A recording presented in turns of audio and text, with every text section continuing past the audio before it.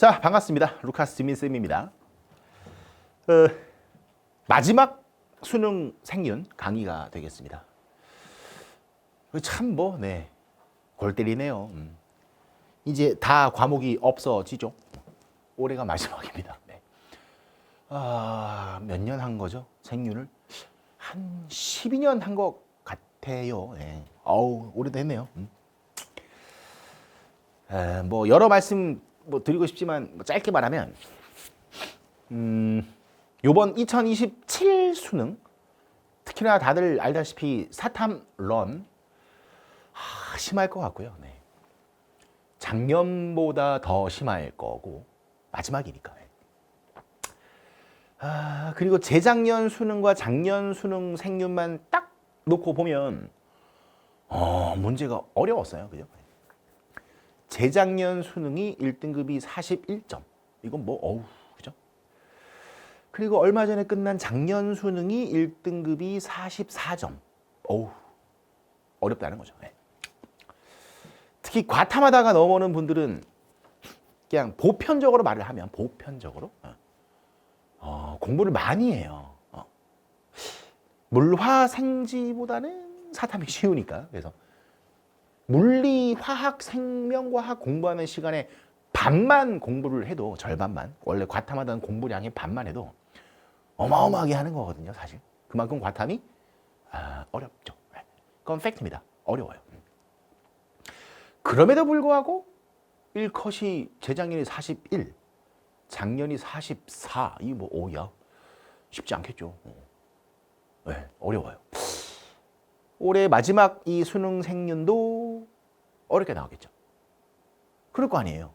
과탐에서 더 많이 넘어올 테니까 이건 진짜 예상하기 힘듭니다. 네. 그래서 이 공부를 좀 많이 하셔야 될 것 같고요. 계속 자의 스토리로 이제 기출 분석을 해드리는데 개념도 같이 볼 거고요. 정확하게 이제 저희 교재에 나와 있는 그 테마별로 알파벳으로 나와 있죠. A, B, C, D, E, F, G 이렇게 나와 있는데 그 테마별로 이제 잘라서 강의를 끝까지 쭉 진행을 할 겁니다. 개념이 너무 쉬운 파트는 개념을 좀 생략을 하고 시간 낭비니까. 그래서 되게 쉬운 파트들이 있어요. 진짜 쉬운 그런 것들은 좀 빨리 치고 되게 어려운 파트들도 있습니다. 거기는 조금 길게 보고 제가 알아서 진행을 할 테니까 그냥 따라오시면 돼요. 아시겠죠? 자, 그럼 각설하고 가보자. 이 마지막이라니까 골 때린다. 자, 해볼게요. 네. 일단 개념 정리를 한번 살짝쿵 해보려고 합니다. 저희 교재 보시면 앞에 이제 개념이 조금씩 붙어 있죠. 네. 그걸 가지고 이제 출제 포인트 그리고 뭘 외워야 하는가 이런 것들을 한번 싹 정리를 하고 또 뒤에 문제가 좀 지나치게 많이 붙어 있는데 그럼 다 풀 수는 없고 6월 평가원, 9월 평가원 수능 사실 거기서 다 나오거든. 그래서 그것도 다 풀 수는 없어. 왜냐하면 문제가 비슷해.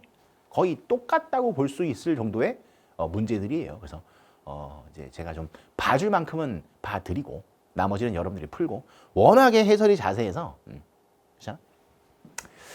자 가볼게. 이게 수능 생존 1번 문제입니다. 흔히 윤리학의 구분, 윤리학의 영역이 어떤 윤리학들이 있는가 이게 1번 문제예요. 그래서 거의 안 틀리는데 볼게요. 자, 윤리학이라는 건 말 그대로 윤리를 연구하는 학문이겠죠. 그러니까 윤리학이겠죠. 그죠? 이게 크게 세 개로 구분됩니다. 윤리학을 가장 크게 범주를 나누면 세 개예요. 그중 첫 번째가 규범 윤리학입니다. 네? 윤리와 도덕을 규범적으로 한번 연구를 해보겠다. 이게 규범 윤리학이겠죠. 보세요. 내용은 쉬워요. 규범 윤리학. 자, 도덕의 근거가 되는 원리, 인간의 성품과 인성과 품성 이런 것들을 탐구하겠다. 윤리라는 것 자체가 사실상 도덕이잖아요. ethics. 그래서 인간의 품성, 도덕의 근거, 무엇이 옳고 그름의 기준이냐 이런 것들을 연구하겠다라는 겁니다. 그래서 이런 것들을 연구해서 우리가 맞닥뜨리고 있는 이 문제들을 어떻게 해결할 것인가, 구체적인 실천 방안은 무엇이 있을 것인가 이런 것들을 연구하는 게 규범 윤리학이다라는 거죠. 뭐 당연한 말이겠죠. 근데 이 규범 윤리학이 두 가지로 세분화된다라는 겁니다. 이론 윤리, 그러니까 정식 명칭은 이론 규범 윤리학, 그리고 실천 규범 윤리학, 이렇게 둘로 구분된다라는 거예요. 이 실천 윤리학은 원래 practical ethics, 응용 윤리학이라고 해요. 뭐 그 말이 그 말인데 일단 적어놓을게. 응용 윤리. 앞으로 저희가 이제 배우면서 싱어, 가수가 아니고, 가수가 아니야, 학자 이름이야, 싱어.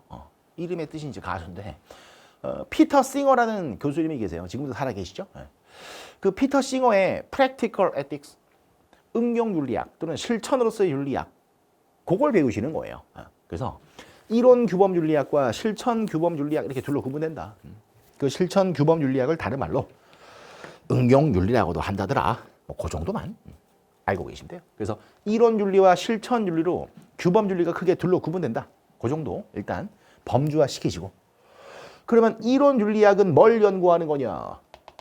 규범 윤리 중에서 윤리 이론에 중점을 두겠다. 그래서 이론 윤리학이에요. 저희 교과서에서 가장 많이 나오는 이론 규범 윤리학자가 뭐 이제 다음 시간에 배우시겠지만 칸트. 많이 들어봤죠? 독일의 철학자 칸트의 이론 윤리. 칸트가 말하는 선과 악의 기준이 뭐냐? 칸트가 말하는 정의, 부정의, 옳고 그름, 그런 것들의 원리 원칙과 근거가 뭐냐? 어떤 것을 기준으로 이것은 옳은 것이고 이것은 그른 것이다. 이건 도덕적으로 가치가 있고 야 이건 무가치하다. 그런 원리, 원칙, 근거, 기준 이런 것들을 연구해 보겠다. 이게 이론 윤리학입니다. 그래서 뭐 벤담도 나오고요. 아리스토텔레스 뭐 되게 많이 나와요. 사상가들이 되게 많이 나온다. 그래서 의미를 보시면요. 윤리의 판단, 도덕적인 행위, 그것의 근본 원리를 탐구하겠다라는 거죠. 이 원리라는 것은요. 그냥 기준이라고 보시면 돼요. 기준, 준거. 옳고 그름의 기준, 정의와 부정의의 준거, 판단, 근거. 이런 것들을 찾아보겠다라는 거죠. 이론적으로 연구를 하겠다라는 거예요. 그래서 현실의 문제를 어떻게 해결할 것인가, 그 해결의 기준과 원리 원칙을 탐구하고 규명하고 찾아내는 것이 이론 규범 윤리학의 어떤 학문적인 정체성이다 라는 거죠. 그래서 목적은 뭐냐? 똑같은 말이에요. 우리 인간들이 보편타당하게 지켜야 될 법칙, 도덕의 근거와 기준이 과연 무엇일까? 그럼 보편타당한 객관적인 도덕의 법칙을 한번 우리가 정립을 해보자. 이게 이론 규범 윤리학의 학문적인 목표다라는 거죠. 그래서 앞으로 계속 배우시겠지만 이 보편타당한 도덕의 법칙을 제시한 게 칸트인 거예요. 칸트가 제시한 법칙은 일단 설명을 할게. 맨날 배울 테니까. 칸트가 제시한 보편타당한 도덕의 법칙을 정언명령이라 그래요. 정언명령. 자세한 얘기는 뒤에 가서. 이론 규범 윤리학엔 뭐 벤담, 밀, 이제 영국의 공리주의라고 하거든요. 최대 다수의 최대 행복, 중학생일 때 한 번씩은 들어봤죠? 맞죠? 각 사상가마다 이런 도덕의 원리, 원칙, 근거, 기준 이게 있다는 거예요. 이걸 배우시는 거예요. 그러니까 사실상 서양 사상가들의 어떤 개념을 배우시는 거죠. 사상적인 개념. 이걸 아주 깊숙이 들어가는 과목이 윤사. 근데 생윤은 이렇게 조금만 깊게 들어가는 거니까 막 머리 터지고 막 윤사처럼 막 돌아버리고 그런 건 없어. 할만해. 자, 역할. 똑같은 말입니다. 도덕의 원리를 정당화시키자. 그 도덕의 원리, 원칙과 근거, 기준, 준거 이게 뭐냐 찾아보자는 거죠. 그걸 옛날에 칸트가 정언명령이라고 찾았고 벤담, 밀 같은 공리주의자들이 공리성의 원칙, 최대 다수의 최대 행복의 원칙 이런 것들을 찾았다라는 거죠. 네. 그래서 주요 테마들이 뭐냐 보세요. 옳고 그름이 뭐냐. 칸트가 말하는 옳음은 뭐냐. 정언명령에 근거한 행위가 옳은 거고 정언명령에 근거하지 않은 행위는 그른 거고. 그럼 벤담의 공리주의에선 옳음과 그름이 기준이 뭐냐. 너의 행위의 결과가 최대 다수에게 최대 행복을 줬냐 못 줬냐 이렇게 판단하겠다는 거죠. 어떤 행동에 대한 판단 기준, 옳고 그름의 어떤 근거 이런 것들을 찾아보겠다라는 것입니다. 네. 이해돼요? 그래서 의무론, 요게 칸트예요. 칸트를 의무론적 윤리설이라 부르고요. 공리주의, 네, 벤담. 이건 이제 결과론이라 그래요. 결과론. 그리고 덕윤리. 이게 뭐 아리스토텔레스, 맥킨타이어 그런 행위자, 인간 덕목, 인간의 품성, 성품 여기에 주목하는 것이 덕윤리다. 네. 뒤에 가서 서양 철학 파트에 가면 다 나옵니다. 그래서 이런 사상가들, 어떤 학자들 중심의 개념들을 배우는 게 이론, 규범, 윤리구나. 그 정도만 일단 감을 잡아주세요. 옳고 그름의 기준, 선과 악의 기준, 그 기준과 보편타당한 도덕의 법칙을 찾으려고 하는 것이 이론, 규범, 윤리학의 목적이구나. 그렇게 보시면 되겠습니다. 자, 그럼 두 번째 규범 윤리죠. 실천 규범 윤리, 다른 말로 응용 윤리. 자, 이건 뭘 연구하는 거냐? 이건 해결책을 제시해 보겠다라는 것이에요. 되게 실천적이고 되게 구체적인 그런 성격을 띠고 있습니다. 그래서 이 실천 윤리라는 것은요, 다양한 도덕의 원리를, 여기서 말하는 도덕의 원리가 방금 살펴본 이론 윤리학에서 칸트든 벤담이든 여러 사상가들이 원리, 원칙, 근거, 기준 이걸 제시를 했잖아.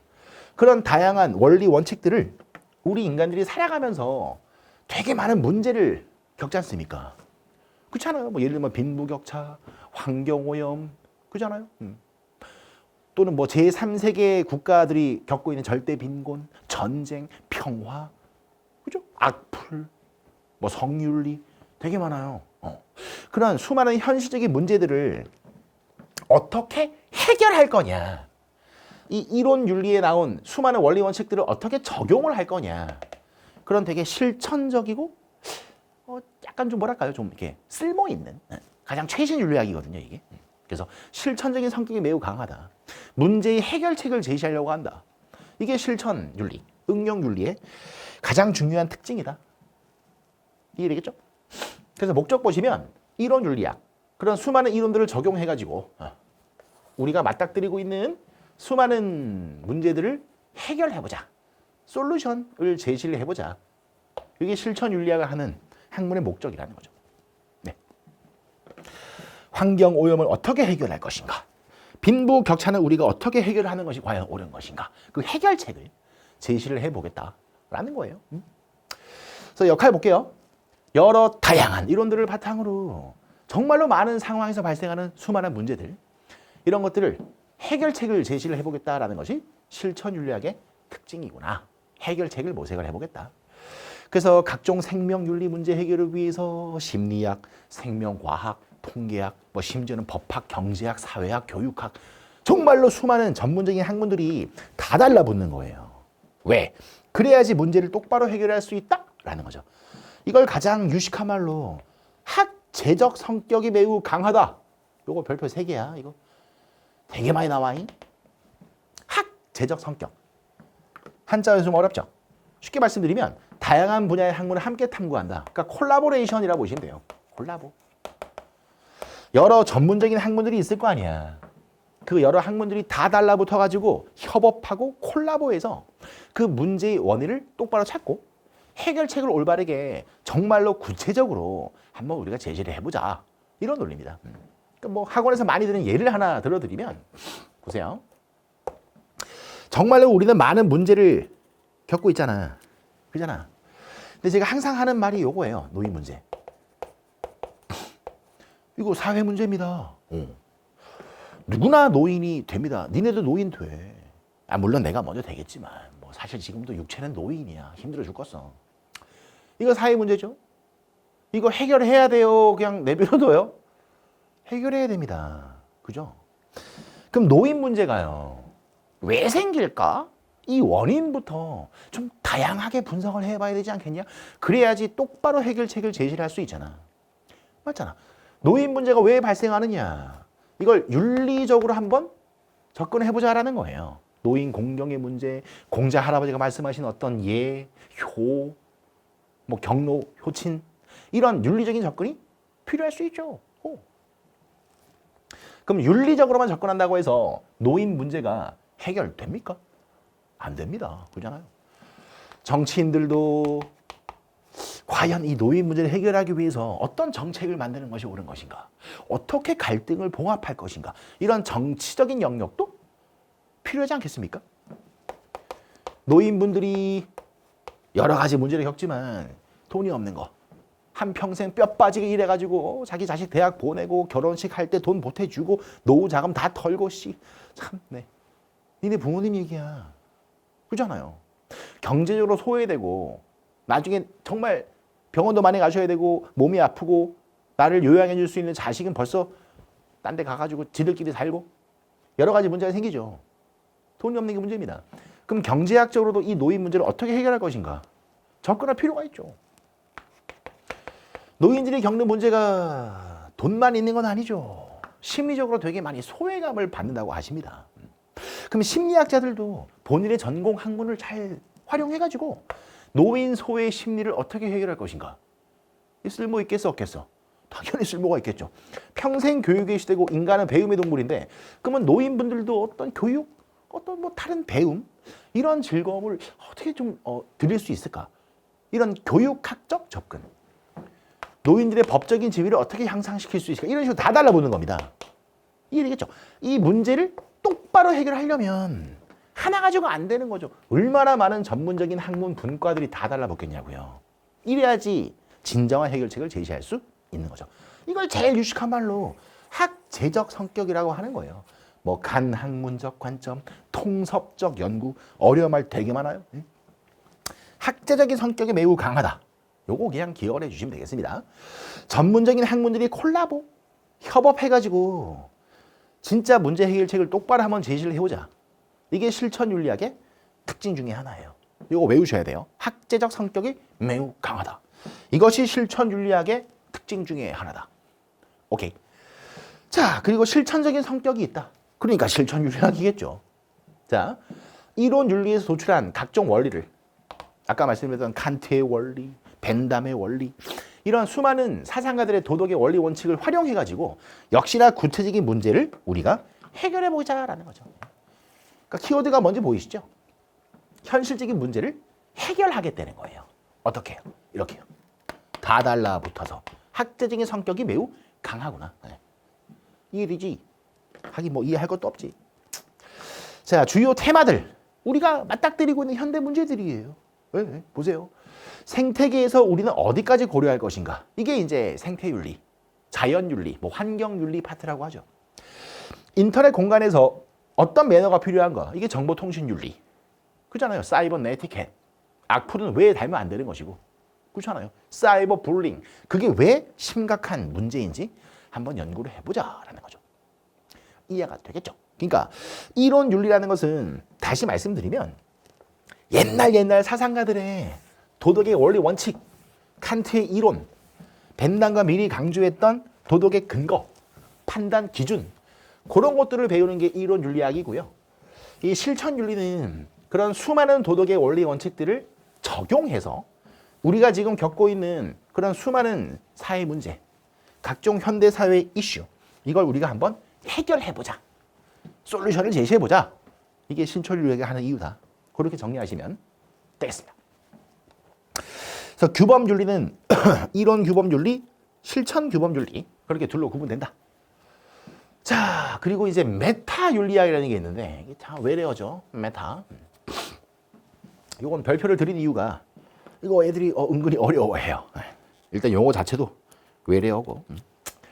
자, 이 메타윤리학이라는 것은요. 특징이 좀 여러 가지가 있습니다. 일단 첫 번째.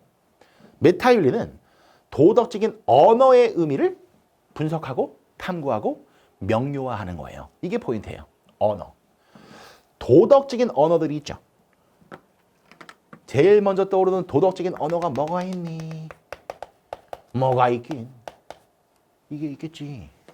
선하다. 악하다. 어때? 도덕적인 언어야. 그렇잖아요. 근해 공식, 삼각함수 이건 도덕적인 언어는 아니죠. 선, 악, 옳고 그름, 정의, 부정의 이런 게 도덕적인 언어 아니니? 그렇잖아?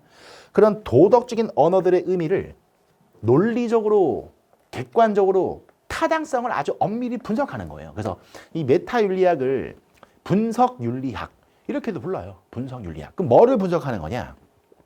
언어를 분석하는 거예요. 언어. 도덕적인 언어. 그래서 이 메타 윤리학은 그러니까 비유를 하면 되게 언어학적인 성격이 강해요. 언어의 의미를 객관적으로 명료하게 분석하고 검증을 하겠다. 오케이? 두 번째, 이 윤리학이라는 것이 과연 순수한 학문적인 성립 가능성이 있느냐? 윤리라는 것을 학문적으로 과연 성립시킬 수 있을 것인가? 이걸 또 강조하는 것이 메타윤리예요. 이것도 별표. 학문적 성립 가능성에 주목하는 것. 이게 메타윤리의 이제 두 번째 특징이죠. 물론 이론 규범 윤리학도 실천 규범 윤리학도 학문적인 성립은 가능해요. 근데 윤리학을 순수 어떤 학문적인 성립 가능성에 주목하는 것이 메타윤리학의 특징이다라는 거죠. 그래서 인간의 삶을 안내하거나 어떻게 살아야 되는 것이고 선과 악이 무엇인지 그런 것들을 구체적으로 가이드해주는 역할에는 별로 관심이 없는 거예요. 어떻게 사는 게 선하게 사는 거예요? 이런 것에는 관심이 없는 거죠. 그럼 메타 윤리학자들은 뭐에 관심이 있느냐? 선이라는 그 언어의 의미가 무엇이냐? 악이라는 뜻이 뭐냐? 언어학적 의미 분석에 초점을 두는 거예요. 이게 되겠죠? 선 그 자체에 대한 개념에 주목을 하는 것이 아니고요. 선이라는 그 의미가, 그 단어가, 그 워딩이, 그 언어가 무슨 뜻을 지니고 있는 것이냐. 어때요? 윤리, 도덕의 성격은 별로 없고 이건 무슨 언어학 아니야? 말뜻 분석하는 거 아니야? 이런 생각들을 갖게 되는 거죠. 그렇잖아요. 이걸 제일 어려운 말로 논리실증주의라고 하는 건데 이런 어떤 학문적인 사조가 있어요. 더 얘기하면 머리만 아프고. 언어의 의미를 분석을 하고 학문적 성립 가능성에 주목을 한다. 구체적인 윤리적인 삶의 문제에 대해서는 별로 관심이 없다. 이런 특징을 가지고 있습니다. 하지만 이론 규범 윤리든 실천 규범 윤리든 타당성을 검토하고 논리적으로 검증하고 언어적으로 의미를 추론하고 이런 것들은 당연히 메타 윤리학적인 그런 툴, 방법들을 활용하기도 한다라는 거죠. 그러니까 아주 쓸모없는 쓰레기 학문은 아니라는 거예요. 용도가 있다는 거죠. 논증, 언어 의미 분석, 추론, 좀 더 어려운 말로 연역 이런 것들을 주로 하는 게 메타 윤리학이다라는 거예요. 오케이? 그래서 옳다와 그르다의 언어적인 의미가 무엇이냐? 선하다, 악하다라는 것의 언어의 의미가 무엇이냐? 그 언어의 의미에 주목하는 것이 메타. 이해되지? 다음 마지막 윤리학이 기술 윤리학. 이거 처음 배우시는 분들은 기술? 기술, 과학기술, 테크놀로지라고 하는데 요건 한자가 그 기술이 아니야. 테크놀로지가 아니고 기술하다, 서술하다, 설명하다, 묘사하다. 그러니까 영어 describe, description. 그 기술이에요. 기술하다야. 과학 기술이 아니야. 좀 조심해. 처음 배우는 분들아. 그래서 기술윤리는 객관적인 서술과 설명에 중점을 두는 윤리학이다라는 거예요. 그래서 특정 시대의 관습, 규범 이런 것들을 여기 한번 보세요. 한번 외우라는 건 아니야. 이렇게 쓰는 거예요. 서술하다, 묘사하다, 설명하다. 같이 중립적으로, 객관적으로 설명을 하는 겁니다. 각종 관습과 규범과 현상에 대해서. 객관적인 기술을 목적으로 하는 것이 기술윤리학의 특징이구나. 그래서 이 기술된 현상 간의 인과관계를 설명, 어떤 과학적인 분석, 여기에 초점을 두는 것이 기술윤리학이다. 그래서 객관적으로 기술하는 거니까 당연히 같이 중립적인 제3자의 기술이 주 목적이다라는 거죠. 그냥 분석하고 기술하는 것에만 중점을 두고 있으니까 역시나 도덕 규범에 대한 현실, 대안 제시 여기는 별로 관심이 없다라는 거죠. 메타 윤리학이랑 비판점이 똑같죠. 말만 윤리학이지 사실상 구체적인 도덕의 가이드라인을 전혀 제시는 못하는 거죠. 객관적으로 서술만 하고 언어의 의미만 드립다 분석을 하고 검증을 하고 추론하고 이렇게 되는 거죠. 네. 이게 4대 윤리학이에요. 이론 규범 윤리, 실천 규범 윤리, 메타 윤리, 그리고 기술 윤리. 요 개념을 잘 정리해서 지금 제가 찝어드린 거, 요 포인트를 외워가지고 문제를 푸는 거예요. 네. 이게 1번 문제고요. 그냥 맨날 나오죠. 이번 마지막 수능에서도 나오겠죠. 네. 자, 그러면 실제로 어떻게 문제들이 나왔는가? 바로 몇 개 보여드리겠습니다. 여기는 별로 안 어려워요. 예. 자, 볼게요. A 1번. 그나마 가장 최신 6월, 9월 수능 문제만 제가 골라가지고 분석을 해드릴 겁니다. 갑니다. 자, 적절한 것은 뭐냐? 작년 수능 1번입니다. 볼게요. 윤리학은 보세요. 바로 워딩을 주죠. 학제적 연구 방법을 통해 우리 삶의 다양한 영역에서의 문제들을 어떻게 해결할 것인가, 어떤 솔루션을 제공할 것인가, 여기에 주력해야 그게 진정한 윤리학이 아니겠느냐. 뭐유? 실천 윤리예요. 네, 그냥 정리한 내용 그대로 나와요. 이건 안 틀리겠죠. 그죠? 네. 전문적인 여러 학문들의 콜라보레이션, 구체적인 솔루션 제공을 해보자. 이게 실천 윤리학의 특징이었잖아. 이렇게 읽고 찾는 거야. 다음에 나. 윤리학은 다양한 문화권에서 개인의 삶과 사회의 구조 속에 존재하는 모든 관습과 이 관행 등을 보세요. 경험 과학적으로 탐구하는 것이다. 이게 객관적인 서술과 설명을 얘기하는 거죠. 이게 기술 윤리학을 보여주는 거구나. 이걸 니네가 읽고 판단해서 찾는 거예요. 이 제시문을 뭐 전부 다 외울 수는 없지 않습니까? 그죠? 그래서 실천 윤리하고 기술 윤리가 등장을 한 겁니다. 자, 1번. 윤리학이 과연 순수하게 학문적인 성립이 가능하냐? 이것도 아까 방금 제가 찍어드린 거죠. 네. 학문적 성립 가능성을 검토하겠다라는 것은 메타 윤리학의 주된 관심사예요. 네. 정리한 내용 그대로 나옵니다. 2번. 현실 문제에 대해서 어떻게 솔루션을 제공할 거냐. 이게 너무 심하게 답을 그냥 대놓고 보여주죠. 그래서 안 틀리는 거예요. 생존 1번 문제는 정답률이 90%가 넘어가요. 쉬워요. 보기 3번. 언어의 의미. 그 언어적인 의미를 분석하는 것도 메타 윤리였었죠. 맞죠? 4번. 올바른 삶을 위한 보편적인 도덕의 원리. 도덕의 판단 기준. 원칙.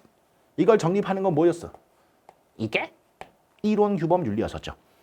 그렇잖아요. 칸트의 기준, 벤담의 기준, 이런 사상가들의 도덕의 판단의 기준, 원리 원칙을 탐구하는 게 이론 윤리입니다. 오케이. 보기 5번. 인과관계를 가치 중립적으로 객관적으로 설명, 기술, 서술, 묘사, 요게 기술 윤리학의 주된 관심사였죠. 소리의 공통점이 될 수가 없다라는 겁니다. 쉽지. 맨날 이렇게 나와. 맨날 그냥 문제가 다 똑같아요. 자, 다음 작년 평가 문제입니다. 자, 얼마나 문제가 똑같이 복붙되어서 나오는가 확인시켜 드리겠삼. 출발. 적절한 것은 뭐냐? 가.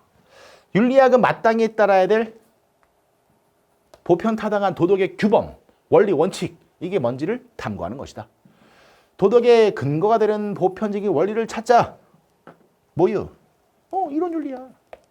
도덕의 판단 기준과 원리 원칙을 찾아봅시다. 라는 거지요. 또 나왔네. 여러 문화권에서 나타나는 현상을 객관적으로 기술하고 경험과학적으로 인과적으로 설명하고 뭐유? describe. 기술 윤리구나. 쉽다니까. 개념을 뭐 사실 또 그렇게 많이 외울 것도 없지. 이 정도면. 그지?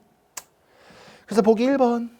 특정 사회 현상을 가치 중립적으로 describe. 이게 기술 윤리라고요. 2번. 도덕의 행위를 정당화시킬 수 있는 원리, 원칙, 판단, 기준과 준거를 찾아보자. 이게 이론 윤리라고요. 네, 답은 뭐 10초 만에 나오죠, 사실. 보기 3번. 또 나오네. 명제의 논리적인 논증, 검증, 추론, 언어적 의미를 분석해보자. 메타. 되겠냐? 보기 4번. 이론을 적용해가지고 실제 윤리 문제를 어떻게 해결할 것이냐. 솔루션 제시, 실천 윤리. 봐봐요. 다 똑같아요. 보기 5번. 또 나왔네. 관행을 경험과학적으로 조사. 객관적인 서술과 묘사와 설명. 네. 할 수 있겠지? 이렇게 나와, 이렇게. 4대 윤리학의 특징만 잘 정리해서 암기를 하면 이건 틀리는 게 솔직히 이상하죠. 1번 문제니까. 자, 계속 갑니다. 또 작년 6월 평가원. 가장 최신 문제만 일단 보는 거야. 또 해볼게요. 적절한 것은 뭐냐? 가. 자, 이제 슬슬 바로바로 보이죠? 도덕의 언어 의미를 분석을 해보자. 논리적으로 추론해보자. 검증, 논증해보자. 다 나오네, 그지? 윤리학이 과연 순수하게 학문적인 성립 가능성의 여부가 가능할 것이냐? 모유, 메타야. 언어 의미 분석하고, 논증하고, 추론하고, 연역하고, 학문적 성립 가능성에 주목하고, 메타. 다음에 나. 또 나왔네. 전문적인 다양한 학문들을 활용하고 학제적 연구, 콜라보 있지만 그래서 윤리 문제를 어떻게 우리가 해결할 것인가. 학제적 성격이 높고 해결책을 제시를 해보자. 실천 윤리지 뭘 한두번 하나. 그지? 쉬워요. 보기 1번. 도덕 판단의 근거, 원리 원칙을 정립하는 건 이론 윤리였죠. 이제 거의 외워지죠. 보기 2번. 봐봐. 똑같다니까. 현상에 대해서 경험 과학적인 방법으로 조사하고 인과관계를 객관적으로 설명하는 거. 오, 기술 윤리야. 3번. 또 나왔네. 문제를 어떻게 해결할 것인가. 실천적인 성격의 지침을 제공해 보자. 실천 윤리지. 되겠죠? 보기 4번. 이제 슬슬 지겹죠? 자, 같이 중립적으로 서술, 설명, 기술, 묘사. 되겠죠? 보기 5번. 에헤이. 도덕의 명제의 구조를 논리적으로 검증하고 논증하고 추론한다. 논증과 검증에 주목하는 것도 메타 윤리의 특징이었어요. 정리가 되세요? 간단해요. 어려울 거 없습니다. 다음 쫙 넘겨서 A 9번입니다. 재작년 수능 문제가 되겠네요. 2025 수능. A 9번이야. 문제 생긴 거 봐봐. 똑같아. 네. 적절한 것은 윤리학은 도덕적인 용어, 언어 이걸 어떻게 의미를 명료하게 분석을 할 거냐. 또 나왔어. 논리적으로 추론하고 검증하고. 되죠? 메타라고요. 네. 윤리학은 이론 원리를 적용해서 우리 삶의 문제를 어떻게 해결할 것인가, 어떻게 구체적이고 실천적인 솔루션을 제공할 것인가, 어떻게 문제를 해결할 거냐. 실천 윤리. 제시문도 똑같아요, 진짜. 보기 1번. 또 나슈. 여러 관행을 같이 중립적으로 서술, 설명, 기술, 묘사. 되지? 보기 2번. 마땅히 추구해야 될 바람직한 삶의 목적을 제공한다. 메타윤리는 이런 것에 관심이 없다고요. 그러니까 언어 의미 분석, 학문적인 성립 가능성의 검토, 논증과 연역과 추론 여기에만 중점을 두는 게 메타야. 메타윤리학은 이런 관심이 없었잖아요. 맞죠? 다음에 3번. 네, 또 나네. 명제를 논리적으로 어떻게 검증하고 검토하고 추론할 것이냐. 이게 메타. 4번. 네, 실천 윤리니까요. 현실적인 문제를 어떻게 우리가 해법을 찾고 해결책을 모색을 할 것이냐. 이게 실천 윤리학의 학문적인 목표였었죠. 되겠죠. 5번. 모든 사람들에게 보편 타당한 원리 원칙, 도덕의 판단 기준, 도덕의 규범을 제공하자. 칸트의 정언 명령, 공리주의의 다수의 행복의 원칙. 이게 이론 규범 윤리학의 목적이었죠. 되겠죠? 쉽지? 어렵지 않아. 1번이니까 이건 뭐 그냥 가볍게 풀 수 있어요. 다음에 또 한 번 평가 문제. 보세요. 똑같다니까요. 생긴 게. 옳은 것은 조금 빨리 갈게요. 이제 반복되니까. 자, 보세요. 또 도덕의 현상을 경험 과학적으로 객관적인 탐구, 인과적인 설명, 뭐 경험 과학적인 설명, 이것도 거의 되게 많이 반복된 일종의 키워드 같은 거죠. 자동으로 외워집니다. 문제가 다 똑같아가지고. 기술 윤리. 오케이. 보편적인 도덕의 원리 원칙을 찾아보자. 도덕의 판단 기준이 무엇인지 찾아보자. 뭐였어? 이론, 윤리. 할만하지? 다를 게 없거든. 보기 1번. 구체적인 윤리에 대해서 어떻게 우리가 해결하고 실천 지침을 제공할 것이냐. 실천 윤리. 문화권 현상을 조사하고 객관적으로 기술 설명 묘사한다. 네, 슬슬 지겹죠? 보기 3번. 담론에서 쓰이는 언어의 의미를 분석을 하자. 쉽죠? 보기 4번. 또 나왔슈. 인과적인 설명, 경험 과학적인 기술과 묘사. 됐죠? 보기 5번. 에헤이. 추론, 논증과 검증, 연역과 의미 분석. 언어적인 의미를 객관적으로 명료하게 분석해보자. 메타. 됐지? 문제가 다 이래. 뒤에 붙은 게 전부 다 이래요. 전혀 어려울 게 없다. 자, 또 한 번 평가원. 자, 보자. 또 적절한 것은 뭐냐. 옳다, 그르다. 이런 도덕의 판단의 근거, 원리, 원칙, 규범적인 기준. 이걸 제시해야 될 것이다. 우리가 마땅히 도덕의 이론을 찾아야 될 것 아니냐. 네. 이론, 규범, 윤리학이라고요. 됐죠? 옳다와 그르다의 기준이 중요한 게 아니고 이런 도덕의 언어 의미가 어떤지를 우리가 명료하게 밝혀야 될 것 아니냐. 도덕적으로 논리적인 검증, 논리적인 추론, 이게 중요해. 논증과 검증과 추론이 중요하다고. 메타. 되겠죠? 보기 1번. 논증하고 추론하는 거라고요. 오케이. 보기 2번. 규범과 의무의 근거가 되는 보편타당한 원리 원칙을 정립하는 게 이론 규범 윤리였잖아. 똑같지. 보기 3번. 자, 한 10번 나왔어. 객관적인 기술과 설명 묘사. 기술 윤리. 보기 4번. 어떻게 해결할 것인가? 구체적인 솔루션을 제시해봐. 실천 윤리. 보기 5번. 또 나왔슈. 인과관계를 경험과학적으로 설명하고 기술하는 것. 기술 윤리. 답은 2번. 이 패턴이 보이죠? 네. 그러니까 수능을 대비하는 게 뭐 엄청나게 어려운 걸 배우는 건 아니에요. 왜냐하면 이게 이제 행렬이 올해가 마지막이기도 하고 되게 많은 문제가 쌓여 있잖아. 거기서만 나와. 근데 물론 어려운 주제는 만만치 않아, 진짜. 뒤에 가면 어려운 게 나오긴 하는데 쉬운 거는 매우 많이 쉽다. 진짜 가볍다. 그거만 좀 기억을 해줘. 할만하다.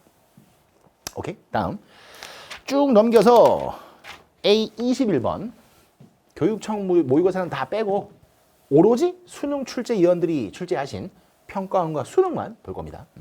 사실 그것만 봐도 충분합니다. 왜? 문제가 다 똑같으니까. 지금 똑같은 거 계속 확인하고 있잖아. 일부러 보여드리는 거예요. 진짜 똑같구나라는 걸. 볼까요? 기억에 들어갈 워딩을 찾는 겁니다. 이건 국어 화작형 문제인데요. 기억에 들어갈 문장, 그 워딩을 찾는 거예요. 보여드릴게요. 자, 나는.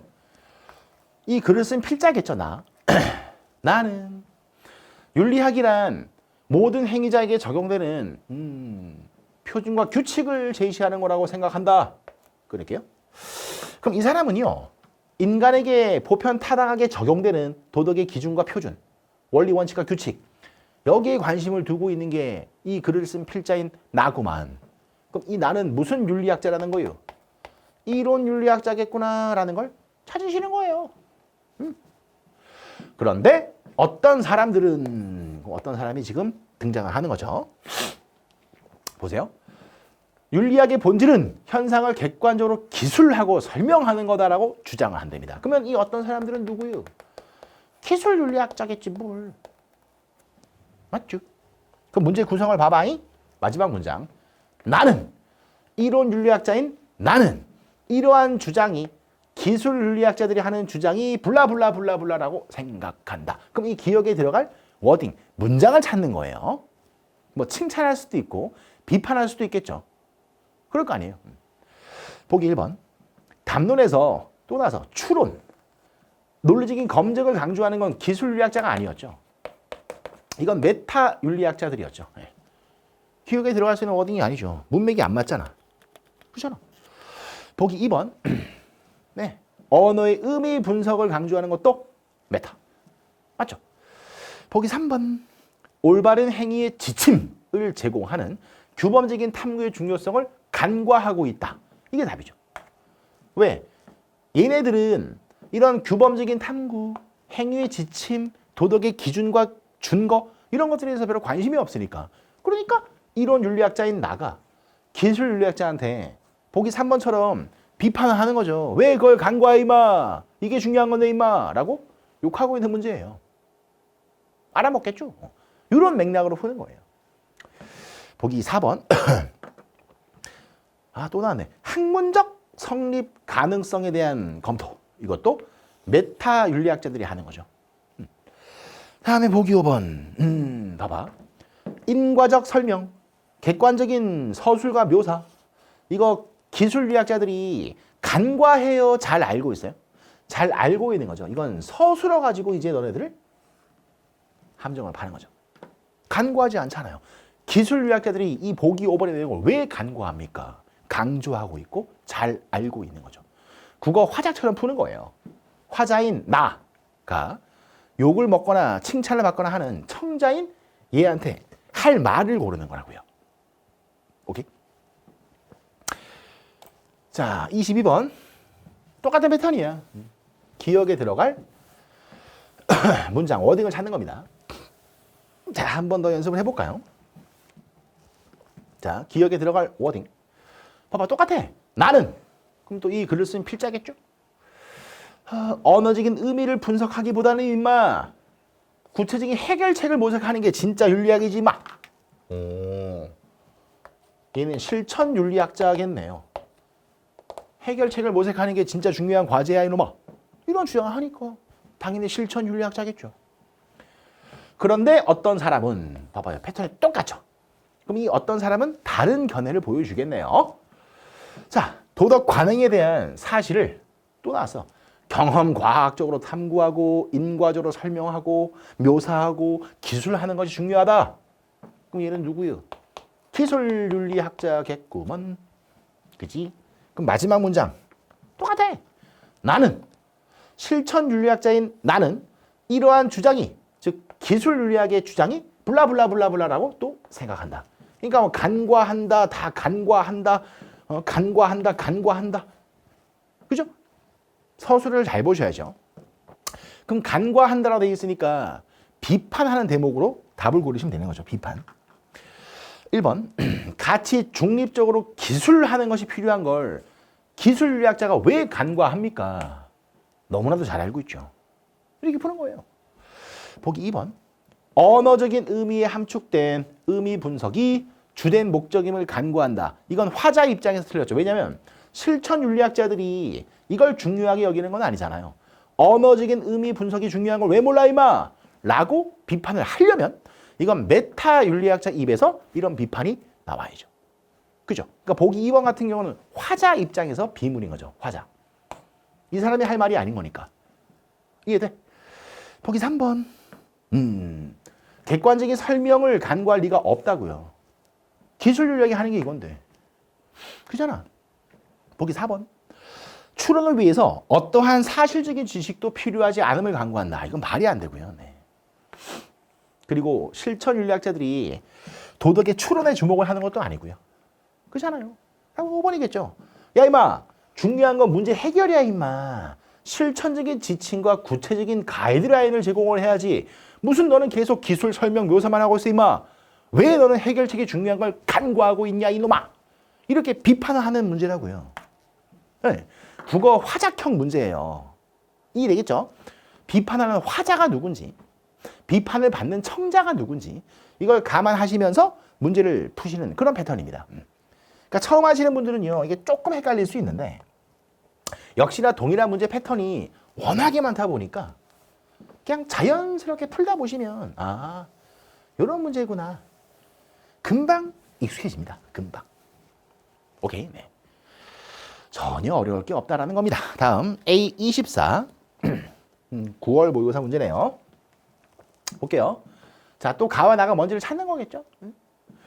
도덕적인 용어의 의미를 분석을 하고 자, 계속 나오죠. 논증과 검증과 추론. 이게 중요하다. 언어의 의미를 분석하고 추론에 주목을 하는 메타. 나, 임신, 중절, 소수, 집단, 우대 등등등 다양한 문제를 우리가 어떻게 실천적인 지침을 제공해서 해결할 것인가. 그 문제를 어떻게 해결할 것이냐. 실천, 윤리학. 되겠지. 1번. 객관적인 서술. 가치 중립적인 설명. 기술윤리였죠. 2번. 도덕의 근거와 원리, 원칙이 되는 원리를 정립하자. 이론 윤리. 거의 다 외웠지? 그치? 보기 3번. 또 나왔네. 학문적 성립 가능성을 논리적으로 탐구해보자. 순수한 학문적 성립 가능성에 주목하는 것이 메타. 보기 4번. 구체적인 윤리 문제에 대해서 해결 방안을 모색을 해보자. 해결 방안 모색하는 게 실천 윤리학이잖아요. 보기 5번. 보편 타당한 규범, 판단의 기준. 이게 이론 윤리학의 주된 목적이었고요. 할만해? 할만하겠지. 문제가 다 똑같으니까.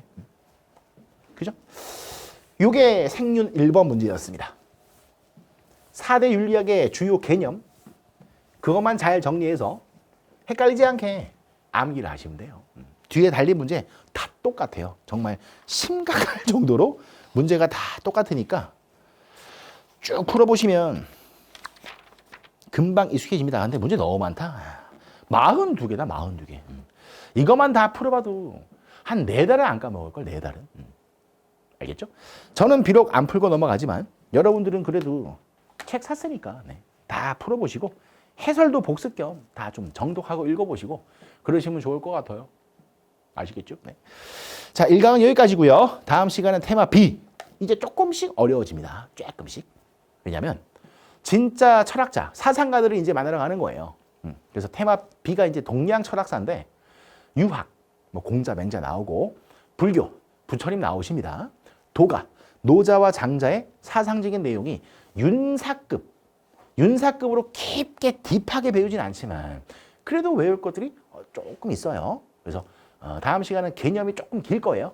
조금 길게 정리를 좀 해드리고 또 문제도 몇 개 풀어드리고 마찬가지 방식으로 진행을 하겠습니다. 아시겠죠? 네. 그럼 수고하셨고요. 다음 시간 2강에서 인사드리겠습니다. 물러가겠습니다.